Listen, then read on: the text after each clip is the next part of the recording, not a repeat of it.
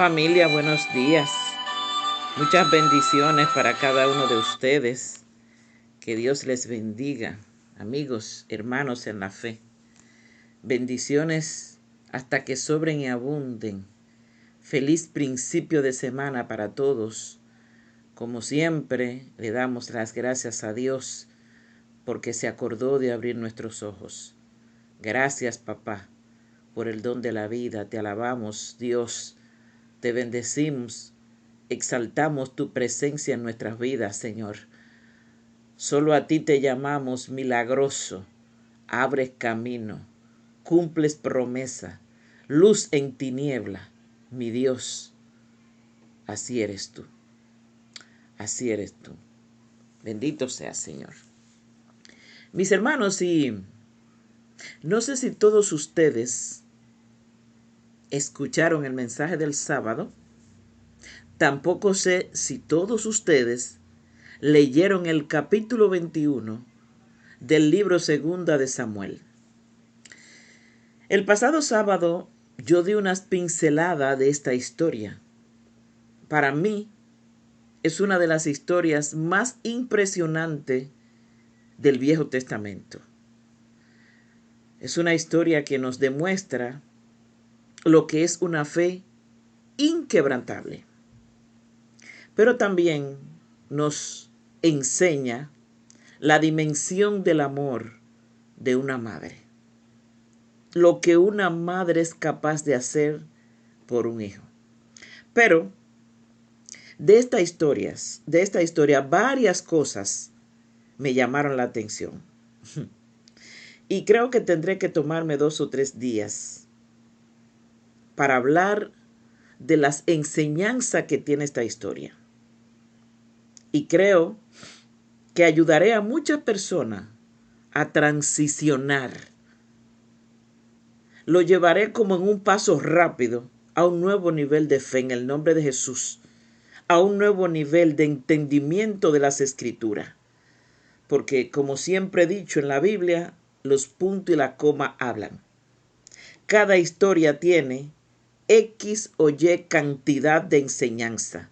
De una misma historia podemos sacar infinitas enseñanzas, solo leyéndola con entendimiento y haciendo paradas, porque necesariamente hay que hacer paradas para entender las historias bíblicas.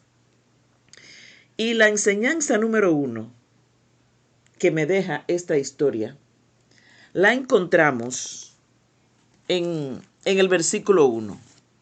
Estamos en 2 de Samuel, capítulo 21.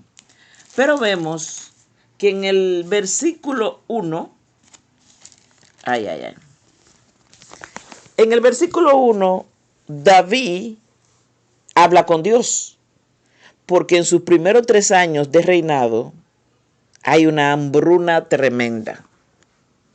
Parece ser que David había hecho algunas cosas para tratar de solucionar el problema, pero no pudo. Tuvo que ir a hablar con Dios. Entonces el versículo 1 dice que David consultó a Dios. Oye bien, atentos. 3 años de hambre. Ya David no encuentra qué hacer y consulta a Dios. Excelente. Eso era lo que iba, consultar a Dios. David le pregunta a Dios, ¿qué es lo que pasa, Jehová? ¿Por qué esta hambruna? ¿Por qué esta miseria? ¿Por qué tanta carencia en todo Israel? El pueblo se está muriendo de hambre. ¿Qué es lo que pasa, papá? Hermano, esto es todo lo que nosotros tenemos que hacer cuando estamos enfrentando una batalla, un problema que lo creemos fuera de control, como ya David tenía esa situación. Una situación adversa. Cuando estemos pasando por un valle de sombra de muerte, lo que toca es hacer lo propio, hacer lo mismo que hizo David, consultar a Dios. Hay problemas en tu matrimonio, falta de comunicación, mucho pleito, muchas discusiones. Consulta a Dios, papá, ¿qué es lo que está pasando con mi matrimonio? Hay problema en tu economía. Consulta a Dios. Papá, ¿qué es lo que está pasando? Que todo lo que gano es como si estuviera cayendo en un saco roto. Todos mis ingresos parece ser como que el saltón, el revoltón, la langosta viven conmigo y se lo están comiendo. Hay problemas con tus hijos de rebeldía. Consulta con Dios. Papá, ¿qué está pasando? Yo siento que he sido buen padre, buena madre. ¿Qué está pasando con mis hijos? Hay problemas de salud. Consultarlo con Dios. Papá, ¿qué es lo que está pasando? Me hago estudios, me tomo los medicamentos y como quiera me siento mal. ¿Qué está pasando con mi salud, papá? Hermano, eso es lo que procede cuando hay una situación en nuestras vidas. Hablar con Dios. Pero ojo aquí. Te hablé de esas 4 áreas porque esas son las 4 áreas más neurálgicas en nuestras vidas. Salud, economía, matrimonio e hijos. Esas son las cosas que nos ponen locos cuando hay problema en una de esas áreas. Entonces, a nosotros nos toca hacer lo mismo que hizo David. ¿Qué es lo que pasa, papá? Lo he hecho todo y sigue la gente muriendo del hambre. Entonces Dios le responde a David y le dice, contigo no pasa nada. El tema es por una desobediencia de Saúl, que era el rey pasado. Saúl violó un pacto que se hizo con los gabaonitas. Y yo estoy molesto. Y por eso ha llegado esa hambruna al pueblo de Israel. Oye bien, aleluya. David consulta a Dios y Dios le responde. Atento, familia, atento ahora. Cuando vamos al versículo 3, en el 1, David consulta a Dios. En el 3, David va donde los gabaonitas, oye bien, y le pregunta, ¿qué haré yo por ustedes? ¿Qué le daré a ustedes que les sirva de satisfacción para que Jehová nos devuelva la bendición, la heredad que nos ha quitado? Oye bien, oye, ¿a quién va a consultar David? Al mismo enemigo. Él va donde Dios con el problema, con la situación. Pero oye, ¿a quién entonces él va y le pregunta, ¿qué hago? David le pone la bola en su cancha a los gabaonitas. Atento, familia. A veces vamos donde Dios con el problema, pero no le preguntamos a Dios, ¿cómo lo resuelvo? ¿Qué hago? Dame estrategia. Dime, dame las coordenadas. ¿Qué hago, papá, con este problema? Eso fue lo que hizo David. Fue y le contó el problema, pero no le preguntó, ¿qué hago? Entonces, David va donde los enemigos a preguntarle, ¿qué ustedes quieren que yo haga? Lo que ustedes digan, eso yo haré. Se envolvió en su propia palabra el rey.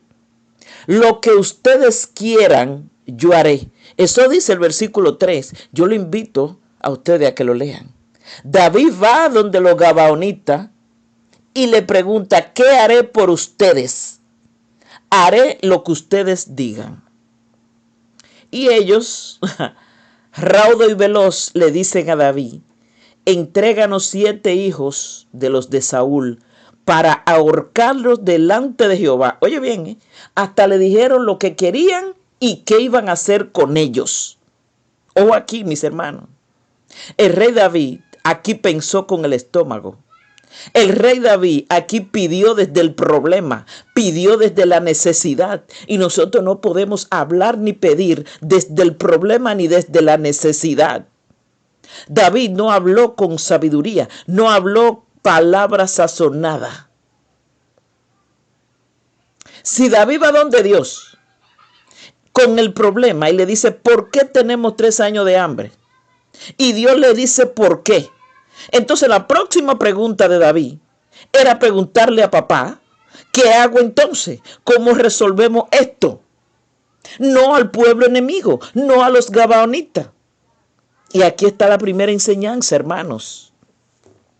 Nosotros tenemos que estar claros, aleluya, que nuestra oración no es un monólogo, es un diálogo con Dios. Por tanto, si preguntamos algo a Dios, tenemos que estar expectantes a la respuesta. Tenemos que estar metidos en un silencio, en un selah. Tenemos que estar atentos, tenemos que estar alerta, vigilantes, esperando esa respuesta.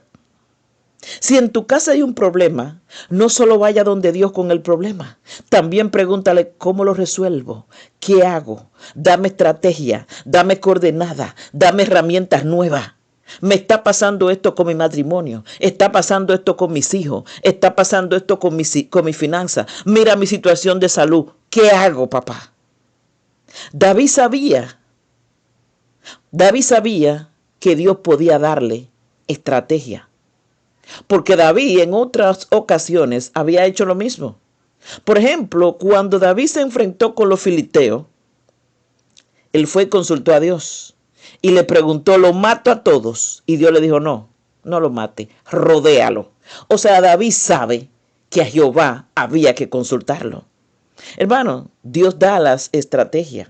La Biblia dice que conjuntamente con la prueba, Él trae la salida.